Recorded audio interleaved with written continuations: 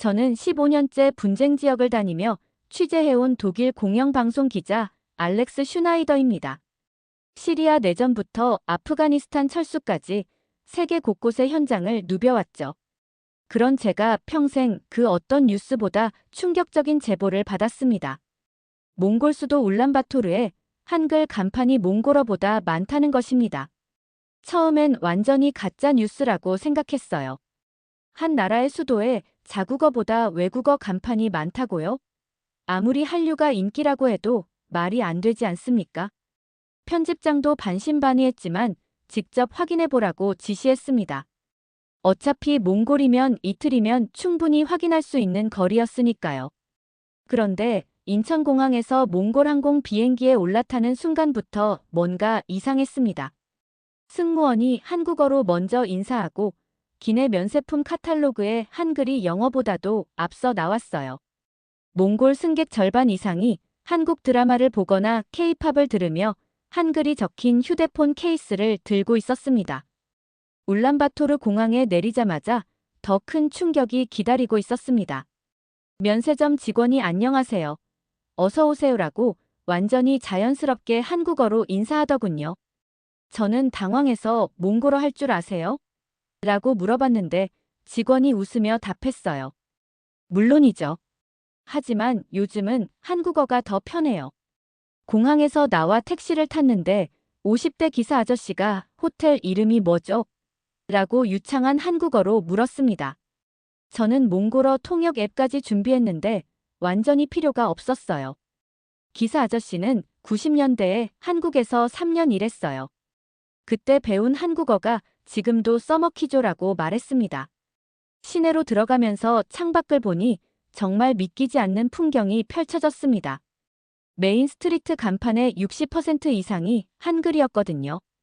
떡볶이 천국, 서울 치킨, 부산 카페, 강남 미용실 이런 간판들이 몽골 전통 건물과 소비에트식 아파트 위에 자연스럽게 걸려 있었습니다. 길을 걷는 젊은이들을 보니 더 놀라웠어요. 20대 여성들은 한국 화장품 브랜드 쇼핑백을 들고 남성들은 한국 브랜드 패딩을 입고 다녔습니다. 카페마다 K-팝이 흘러나오고 심지어 할머니들조차 한국 드라마 대사를 따라하며 웃고 있었어요. 거리에서 만난 30대 몽골 남성에게 물어봤죠. 왜 가게 이름을 한글로 쓰십니까? 그가 자신있게 답했습니다. 한글로 쓰면 손님이 훨씬 더 와요. 요즘 젊은 사람들은 영어보다 한국어를 더 잘하거든요. 제 딸도 세종학당에서 한국어 배우고 있어요. 저녁 무렵 울란바토르 중심가 대형 전광판에 뜬 여론조사 결과를 보고 완전히 충격을 받았습니다. 몽골 국민 중 한국과의 경제통합에 찬성 78%라는 수치였어요. 이건 단순한 한류붐이 아니었습니다. 한 나라의 미래 선택지가 근본적으로 바뀌고 있다는 신호였죠. 도대체 지난 30년 동안 이 몽골 땅에서 무슨 일이 벌어진 걸까요? 이 놀라운 현상의 뿌리를 찾기 위해 저는 울란바토르 전역을 누비기 시작했습니다. 이 놀라운 현상의 출발점을 찾기 위해 저는 몽골에서 가장 오래된 세종학당을 설립한 김수진 교수를 찾아갔습니다. 울란바토르 외곽 아파트 단지에 살고 있는 60대 초반의 김 교수는 1994년 지질학자인 남편의 연구를 따라 몽골에 왔다가 우연히 국립대학교 한국어 강의를 맡게 되었다고 합니다. 처음 몽골에 왔을 때는 정말 막막했어요. 한국어를 배우고 싶다는 몽골 학생들이 있는데 교재도 사전도 변변한 게 없었거든요. 김 교수가 당시를 회상하며 말했습니다. 그때 몽골에서 구할 수 있는 한국어 마이너스 몽골어 사전은 딱 한 권뿐이었어요. 1960년대 북한에서 만든 낡은 사전이었죠. 김 교수가 그 사전을 보여주며 실제 오역 사례들을 설명해줬습니다. 사랑이 몽골어 적으로 번역되어 있고 친구가 원수로 되어 있는 황당한 수준이었어요. 내용을 하나하나 확인해보니 70%가 완전히 틀렸더라고요. 이걸로는 제대로 된 한국어 교육이 불가능했습니다. 당시 몽골 국립대 도서관 상황은 더욱 열악했습니다. 한국어 교재가 고작 3권 학생 5명이 돌아가며 복사해서 봐야 하는 상황이었죠. 학생들이 한국어를 배우고 싶어 하는데 가르칠 자료가 없으니 얼마나 안타까웠는지 몰라요. 저는 그 시대를 상상해 보니 가슴이 답답해졌습니다. 김 교수는 결단을 내렸습니다. 이대로는 몽골에서 한국어를 제대로 배울 수 없겠더라고요. 그래서 아예 제가 처음부터 사전을 만들기로 했죠. 무모한 결정이었지만 누군가는 해야 할 일이라고 생각했어요. 그때부터 시작된 김 교수의 하루 일과는 정말 처절했습니다. 오전 9시부터 오후 5시까지는 대학에서 한국어 강의, 저녁 6시부터 9시까지는 세종학당에서 일반인 대상 수업, 그리고 밤 10시부터 새벽 2시까지는 홀로 사전 작업에 매달렸어요. 매일 4시간씩 15년간 계속됐습니다. 남편도 아이들도 많이 걱정했어요. 몸이 상할까 봐서요. 하지만 몽골 학생들이 한국어를 배우려는 열정을 보니 포기할 수가 없었습니다. 김 교수의 눈에서 당시의 절실함이 느껴졌어요. 저는 김 교수를 보며 깨달았습니다. 한 사람의 작은 결심이 훗날 몽골과 한국 관계 전체를 바꿀 첫 단추가 되었다는 것을 말이죠. 언어는 단순한 의사소통 도구가 아니에요. 한 문화와 사람의 마음을 이해하는 가장 중요한 열쇠라고 생각해요. 김 교수의 이 말이 제 마음에 깊이 와닿았습니다. 2007년 몽골 최초 세종학당이 문을 열면서 상황은 완전히 달라졌습니다. 김수진 교수는 한 학기에 한국어 수강생이 고작 5명이었는데 세종학당 개원 첫날 무려 120명이 몰려와서 등록했어요라고 당시를 회상했습니다. 그 배경에는 2005년부터 시작된 대장금과 겨울연가 같은 한국 드라마 열풍이 있었죠.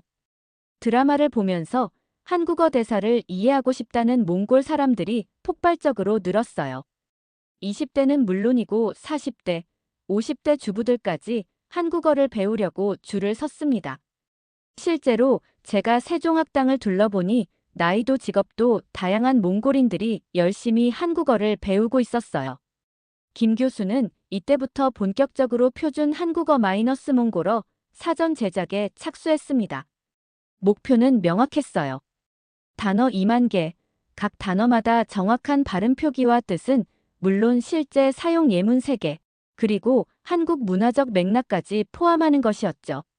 특히 놀라웠던 건 한국 특유의 정서 단어들에 대한 접근이었습니다. 정, 눈치, 체면, 의리, 한, 미안, 고마워 같은 단어 3천 개는 사실상 문화 해설서 수준으로 풀었었어요. 한국어를 배우는 것은 단순히 언어를 익히는 게 아니라 한국 사람들이 어떻게 생각하고 느끼는지를 이해하는 과정이에요. 예를 들어 정이라는 단어 하나만 해도 몽골어로 번역할 때 5가지 뉘앙스로 나누어 설명했습니다. 가족 간의 정, 친구 간의 정, 연인 간의 정, 동료 간의 정, 그리고 고향에 대한 정까지 말이에요.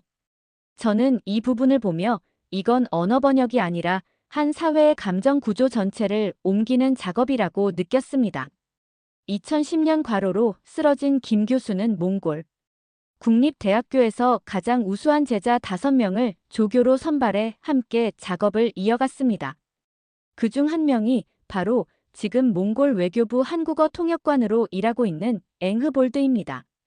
김 교수님 덕분에 저는 한국어를 넘어 한국 문화와 정서, 심지어 한국 사람들의 사고방식까지 깊이 이해할 수 있었어요. 마침내 2022년 15년의 대장정 끝에 표준 사전이 출간되었습니다. 두께가 무려 8cm인 이 사전은 출간 2년 만에 1만 5천 부가 판매되었어요. 몽골 인구 340만 명을 기준으로 하면 정말 놀라운 수치였습니다. 세종학당과 몽골 내 모든 대학, 그리고 정부, 한국어 통역시험의 공식 교재로 지정되면서 사실상 몽골 한국어 교육의 바이블이 되었죠. 제가 울란바토르 시내 서점에서 이 두꺼운 사전을 들고 계산대로 향하는 20대 몽골 여학생을 보며 깨달았습니다. 이 책은 단순한 언어 사전이 아니라 몽골 젊은이들이 새로운 미래로 건너가는 2만 개의 기회의 단어이자 한국과 몽골을 잇는 든든한 다리라는 것을 말입니다. 현상의 뿌리를 더 깊이 이해하기 위해 저는 몽골 국립도서관에서 1990년대 신문 자료들을 뒤져봤습니다. 1991년 소련 붕괴 후 몽골의 경제 파탄 상황은 정말 참담했어요. 실업률 37%, 국내 총생산 23% 급감. 거기에 1년 중 7개월은 영하 30도 이하로 야외 노동 자체가 불가능한 지리적, 기후적 한계까지 겹쳤습니다. 당시 몽골 신문 기사들을 보니 절망적이었어요. 젊은이들이 일자리를 찾아 도시를 떠나고 있다. 목축업만으로는 가족을 먹여 살릴 수 없다. 러시아 의존에서 벗어날 새로운 경제 파트너가 필요하다 같은 제목들이 매일 실렸거든요. 바로 그때 1998년 한국 정부가 몽골인 노동자 500명을 한국 건설 현장으로 받아들이겠다고 발표했습니다. 그런데 놀랍게도 지원자가 무려 2만 명이나 몰렸어요. 경쟁률이 40대 1이었죠. 당시 몽골인들에게 한국행 비행기표는 말 그대로 희망행 티켓이었던 겁니다. 그중 한 명이었던 몽골인 바트체 씨를 만났습니다. 지금은 한국 식품 수입 회사를 운영하는 성공한 사업가이지만 당시에는 목축업으로 근근히 살아가는 평범한 몽골 청년이었어요. 1998년 당시 몽골 평균 월급이 3만 원 정도였는데 한국 건설 현장에서는 80만 원을 받을 수 있었어요. 무려 26배 차이였죠. 바트체 씨가 한국 건설 현장에서 보낸 3년은 그의 인생을 완전히 바꿔놓았습니다. 한국 사람들이 어떻게 일하는지, 어떻게 생각하는지, 어떻게 문제를 해결하는지 직접 눈으로 봤어요. 그리고 가장 중요한 건 한국어를 자연스럽게 배우게 된 거였죠. 3년간 일하며 모은 2,500만 원을 들고 몽골로 돌아온 바트체 씨는 울란바토르에 작은 한국 식품점을 열었습니다. 처음엔 라면이랑 김치 몇 개만 팔았는데 마침 한류 드라마가 터지면서 가게는 완전히 대박이 났어요. 라면, 김치, 고추장, 된장이 정말 날개 돋친 듯 팔렸거든요. 지금 바트체 씨의 회사는 직원 45명을 고용하는 한국 식품 수입 전문업체로 성장했습니다. 제가 한국에서 배운 건 돈만이 아니었어요. 한국 사람들의 근면성, 정확성, 그리고 서로를 배려하는 문화까지 모두 배웠죠. 1998년부터 2010년까지 약 3만 명의 몽골인이 한국에서 일한 뒤 고향으로 돌아갔습니다. 이들은 단순히 경제적 성과만 가져온 게 아니었어요. 한국의 기술, 문화, 그리고 무엇보다 한국어를 몽골 각지에 뿌렸습니다. 마치 3만 개의 작은 씨앗이 몽골 전역에 퍼진 것처럼 말이죠. 동시에 한국 기업들도 몽골 시장에 본격 진출하기 시작했습니다. 현대건설이 지은 아파트, 롯데마트 매장, 길거리를 달리는 현대버스들. 2024년 현재 약 450개 한국 기업이 몽골에서 1만 2천 명을 고용하고 있어요. 울란바토르 시내를 달리는 현대버스와 곳곳에 보이는 GS25 편의점 간판을 보며 저는 깨달았습니다. 이 도시는 한국 회사들이 만든 인프라 위에서 한국 노동 경험을 가진 몽골인들이 운영하는 하나의 거대한 실험실이라는 것을 말이죠. 그리고 그 실험은 지금도 계속되고 있었습니다. 몽골 사회학자 체렌도르지 교수를 만나 코로나 전후 한국에 대한 몽골인들의 인식 변화를 자세히 들어봤습니다. 2019년 몽골인 대상 여론조사에서 가장 선망하는 국가에서 한국은 5위였어요. 1위가 미국, 2위 독일, 3위 일본이었죠. 그런데 2020년 말 코로나 이후 조사에서는 한국이 갑자기 1위로 급상승했습니다. 무엇이 몽골인들의 마음을 바꾼 걸까요? 체렌도르지 교수는 구체적인 사례를 들어 설명했습니다. 2020년 2월 대구에서 집단 감염이 터졌을 때 한국 정부의 대응을 몽골 사람들이 실시간으로 지켜봤어요. 매일 정확한 시간에 브리핑하고 확진자 동선을 투명하게 공개하고 앱으로 실시간 정보를 제공하는 모습을 보며 깊은 인상을 받았죠. 반면 몽골 정부의 대응은 정반대였습니다. 확진자 정보조차 제대로 공개하지 못해 시민들 사이에서 온갖 루머가 난무했어요. 마스크와 생필품 사재기가 빈발했고 정부에 대한 불신이 극에 달했죠. 그런 상황에서 한국의 체계적이고 과학적인 방역 시스템을 본 몽골 사람들은 정말 감탄했어요. 더욱 놀라운 이야기는 울란바토르 한인식당을 운영하는 박민수 씨에게서 들을 수 있었습니다. 코로나로 국경이 완전히 봉쇄되면서 처음엔 망해가는 줄 알았어요. 한국인 손님들이 완전히 끊겼거든요. 그런데 오히려 몽골인 손님들이 폭발적으로 늘었습니다. 이유가 정말 특별했어요. 한국 음식, 특히 김치가 면역력에 좋다는 인식이 몽골 전역에 퍼진 거였습니다.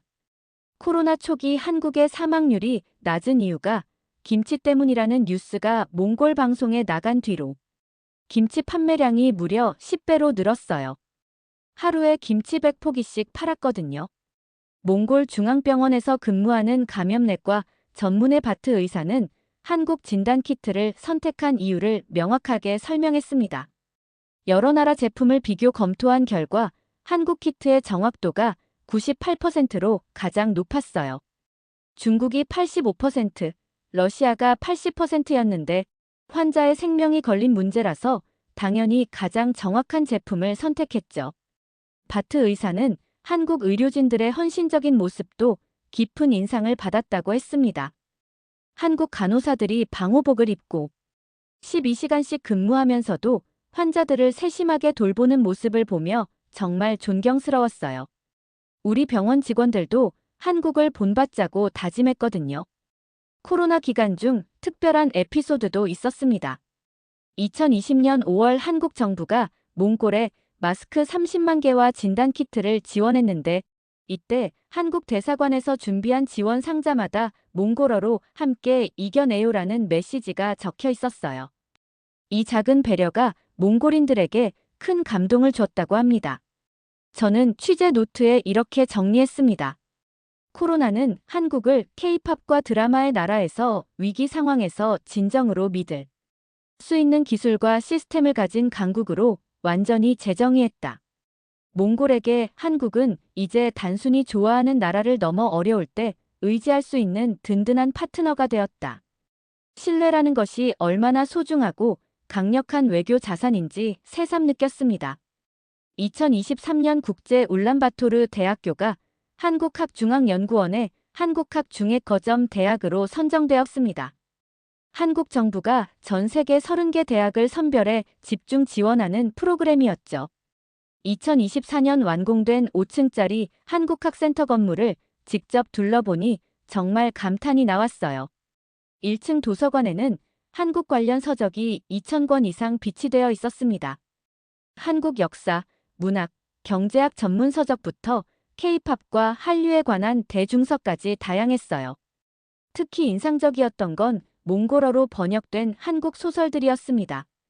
김수진 교수의 제자들이 직접 번역한 작품들이더군요. 2층은 한국어 전용 강의실과 국제무역 강좌가 열리는 공간이었습니다. 제가 방문했을 때는 마침 30명의 몽골 학생들이 한국 기업의 조직 문화에 대해 배우고 있었어요. 강사는 삼성전자에서 15년간 근무한 한국인이었는데 학생들이 정말 진지하게 받아 적고 있었습니다. 3층 한국-몽골 문화역사연구실에서는 놀라운 프로젝트가 진행 중이었어요. 몽골과 한국의 고대 교류사를 재조명하는 연구였는데 고구려와 몽골 제국 시대의 문화적 공통점을 찾아내는 작업이었습니다. 우리 두 나라의 인연은 생각보다 훨씬 깊고 오래됐어요 라고 몽골인 연구원이 말했죠. 4층 한국기업 취업진로 상담실이 가장 인상적이었습니다. 매일 20명 이상의 학생들이 한국기업 취업 상담을 받고 있었어요. 벽에는 몽골인들이 취업한 한국기업 목록이 빼곡히 적혀 있었는데 삼성, LG, 현대, 포스코, 롯데 등 한국의 주요 대기업들이 모두 포함되어 있었습니다. 상담을 담당하는 몽골인 직원은 예전엔 학생들이 미국이나 유럽 취업만 꿈꿨는데 지금은 70%가 한국 취업을 희망해요. 한국어를 할 수 있다는 것 자체가 큰 경쟁력이 되었거든요 라고 설명했습니다. 5층 한마이너스몽 네트워크 회의실의 벽 전체를 차지한 거대한 지도가 정말 인상적이었어요. 한국과 몽골의 대학들, 그리고 한국 기업의 몽골 진출 현황을 선으로 연결해 놓은 복잡한 네트워크였습니다. 마치 두 나라 사이에 보이지 않는 거대한 거미줄이 쳐져 있는 것 같았어요. 김수진 교수는 이 건물의 의미를 이렇게 설명했습니다. 한국 정부와 한국학중앙연구원이 매년 3억 원씩 5년간 지원해주고 있어요. 그 덕분에 졸업생들의 한국 기업 취업률이 42%에서 67%로 급등했습니다. 이제 몽골 젊은이들에게 한국은 단순한 외국이 아니라 자신의 미래를 걸 수 있는 현실적인 선택지가 되었어요. 서울대 교환학생을 다녀온 바야르마, 삼성전자 몽골 지사에서 인턴십을 하고 있는 토고, 그리고 한국 현대문학을 연구하는 몽골인 에르덴 교수를 차례로 인터뷰했습니다. 이들의 공통점은 명확했어요. 한국어는 단순한 외국어가 아니라 자신의 커리어와 인생 전체를 설계하는 핵심 도구라는 인식이었습니다. 김 교수는 마지막에 이렇게 말했습니다. 여기서 공부하는 학생들이 10년 뒤에는 몽골의 장관, 대기업 최고 경영자, 대학 교수가 될 겁니다. 그들이 한국을 깊이 이해하고 좋아하는 한-몽 관계는 쉽게 흔들리지 않을 거예요. 저는 이 5층짜리 건물이 단순한 교육시설이 아니라는 것을 깨달았습니다. 이곳은 미래 몽골 지도층과 한국을 연결하는 거대한 네트워크의 중심 허브이자 소프트 파워가 실제 벽돌과 시멘트로 구현된 상징적 공간이었습니다. 그리고 바로 이 건물에서 몽골 젊은이들의 미래가 매일매일 새롭게 쓰여지고 있었어요. 2025년 1월 새해가 막 지난 추운 어느 날, 저는 울란바토르 시내 한복판에 있는 코리안 드림 카페에서 몽골 청년 10명과 특별한 비공식 좌담회를 열었습니다. 나이는 20대 초반부터 30대 초반까지, 직업도 대학생부터 직장인까지 다양했어요. 이들의 이야기는 정말 놀라웠습니다. 먼저 시골 출신 청년 토고의 이야기부터 들어봤습니다. 저는 몽골 남부 시골 출신이에요. 아버지는 목축업을 하셨는데 월 수입이 20만 원 정도였거든요. 그런데 세종학당에서 한국어를 1년 반 배워서 현대차 몽골 지사에 입사했어요. 지금 월급이 80만 원이에요. 아버지가 평생 버신 돈을 저는 4개월 만에 벌 수 있게 됐죠. BTS 팬이었던 22세 여대생 바야르마의 이야기도 흥미로웠습니다. 처음에는 정말 단순했어요. BTS 노래 가사를 직접 이해하고 싶어서 한국어를 시작했거든요. 그런데 2년 배우니까 서울대 교환학생에 선발됐어요. 내년에는 서울에서 1년간 공부할 예정입니다. 그녀의 눈이 정말 반짝였어요. 27세 직장인 바트의 말은 더욱 깊이가 있었습니다. 한국은 우리가 정말 따라가고 싶은 발전 모델이에요. 1960년대에 가난했던 나라가 불과 50년 만에 세계적인 부자 나라가 됐잖아요. 그 성공 스토리가 지금 우리 몽골의 상황과 너무 비슷해서 희망을 갖게 되거든요. 그때 저는 핵심 질문을 던졌습니다. 왜 하필 중국이나 러시아가 아니라 한국인가요? 청년들의 반응이 정말 인상적이었어요. 24세 대학생 에르덴이 먼저 답했습니다. 중국과는 너무 가까워지면 언젠가 완전히 삼켜질 것 같다는 두려움이 있어요. 실제로 중국 기업들이 몽골 광산을 사들이고 있거든요. 몽골이 중국의 한 성이 될까봐 걱정되죠. 26세 직장인 옥투야브리는 러시아에 대한 복잡한 감정을 드러냈습니다. 러시아와는 70년간 소비에트 연방 체제하에 있었던 트라우마가 있어요. 나이 드신 분들은 러시아 하면 여전히 억압과 통제를 떠올리거든요. 자유롭게 살고 싶은 젊은 세대에게는 매력적이지 않아요. 반면 한국에 대한 인식은 완전히 달랐습니다. 23세 여학생 간추르마가 정리해줬어요. 한국은 우리와 비슷한 크기예요. 인구도 5천만 명으로 우리보다 크지만 중국이나 러시아처럼 압도적이지는 않죠. 그리고 무엇보다 한국은 우리를 동등한 파트너로 대해줘요. 작은 형제나 속국으로 보지 않거든요.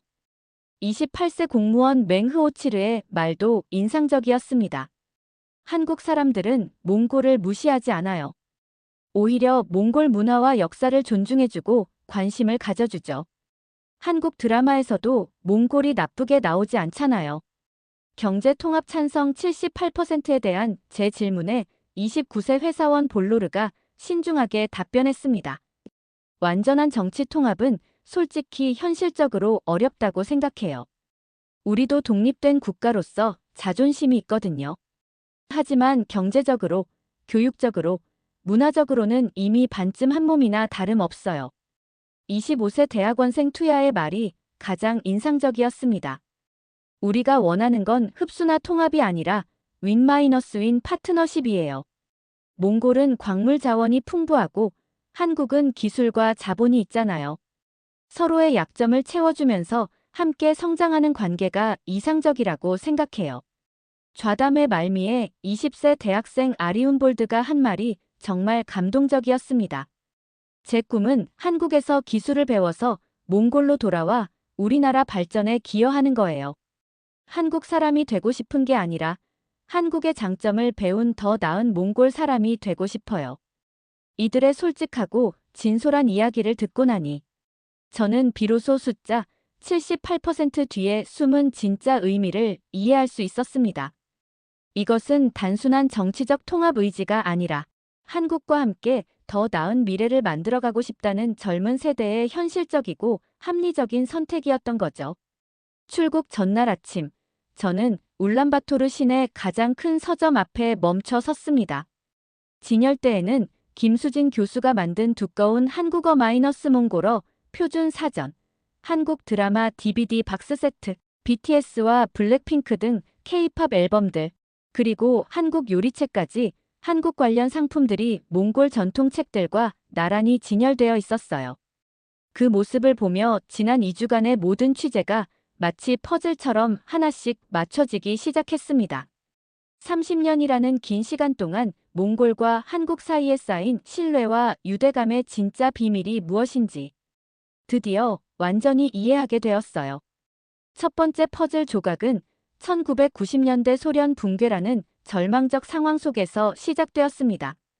경제가 완전히 무너진 몽골에 한국 기업들이 들어와 일자리와 희망을 제공했죠. 3만 명의 몽골 청년들이 한국에서 일하며 기술과 문화, 그리고 무엇보다 한국어라는 소중한 자산을 획득했습니다. 두 번째 조각은 김수진 교수 한 사람의 헌신이었어요. 15년간 매일 새벽까지 사전을 만드는 외로운 작업을 통해 몽골 전체의 한국어 교육 인프라를 구축했습니다. 2만 개 단어로 이뤄진 이 사전은 단순한 번역서를 넘어 두 나라의 마음을 연결하는 다리 역할을 했죠. 세 번째는 한류 드라마와 K-팝이 만든 감정적 유대감이었습니다. 대장금과 겨울연가를 보며 한국에 호감을 갖게 된 몽골인들이 자연스럽게 한국어를 배우고 싶어 했고 이것이 세종학당 설립으로 이어졌어요. 문화적 매력이 교육 수요를 창출한 완벽한 사례였습니다. 네 번째 조각은 코로나 시기에 형성된 깊은 신뢰였습니다. 한국의 체계적이고 과학적인 방역 시스템을 목격한 몽골인들은 한국을 단순히 좋아하는 나라에서 진정으로 믿을 수 있는 파트너로 인식하게 되었죠. 이때 한국은 문화적 매력을 넘어 실질적 능력을 증명했습니다. 마지막 다섯 번째 조각은 한국학 거점대학을 통한 체계적인 인재 양성이었어요. 미래 몽골 지도층이 될 젊은이들을 한국과 연결하는 제도적 장치를 만든 겁니다. 이는 일시적 관심이 아닌 지속 가능한 관계의 토대가 되었죠. 이 5개의 퍼즐이 맞춰지면서 경제 통합 찬성 78%라는 놀라운 숫자가 탄생한 것이었습니다. 하지만 가장 중요한 건 그 과정에서 한국이 보여준 태도였어요. 몽골을 종속관계의 상대가 아닌 동등한 파트너로 존중했기 때문에 이런 결과가 가능했던 거죠. 본사로 보낼 마무리 리포트를 이렇게 정리했습니다. 몽골과 한국을 묶은 것은 군사 동맹도 거대한 경제 차관도 정치적 압력도 아니었다. 그것은 언어와 교육, 문화적 매력, 그리고 무엇보다 상대를 동등하게 대하고 존중하는 진정성 있는 태도였다. 이것이야말로 21세기형 소프트 파워의 완벽한 교과서다. 공항으로 가는 택시 안에서 라디오에 BTS의 다이너마이트가 흘러나왔습니다. 50대 택시 기사는 어색한 발음이지만 한국어 가사를 정확하게 따라 불렀어요. 아들이 가르쳐줬어요. 이제 저도 한국 노래를 좀 알겠더라고요라며 웃었습니다. 창밖으로 끝없이 펼쳐진 몽골 초원을 바라보며 저는 마지막 생각을 정리했습니다. 드넓은 초원의 나라 몽골이 택한 미래의 언어는 이웃 강대국. 중국의 중국어도 오랜 종주국이었던 러시아의 러시아어도 아니었습니다. 그것은 멀리 한반도에서 건너온 한글이었어요. 이는 단순한 언어 선택을 넘어 하나의 역사적 선언이었습니다. 작은 나라도 자신의 의지로 미래를 선택할 수 있다는 것, 그리고 진정성 있는 소프트 파워가 어떤 하드 파워보다 강력할 수 있다는 것을 보여주는 살아있는 증거였죠. 앞으로 몽골과 한국이 어떤 새로운 역사를 써나갈지 정말 기대됩니다. 이것이야말로 조용하지만 가장 강력한 힘, 21세기 소프트 파워의 완벽한 승리였습니다.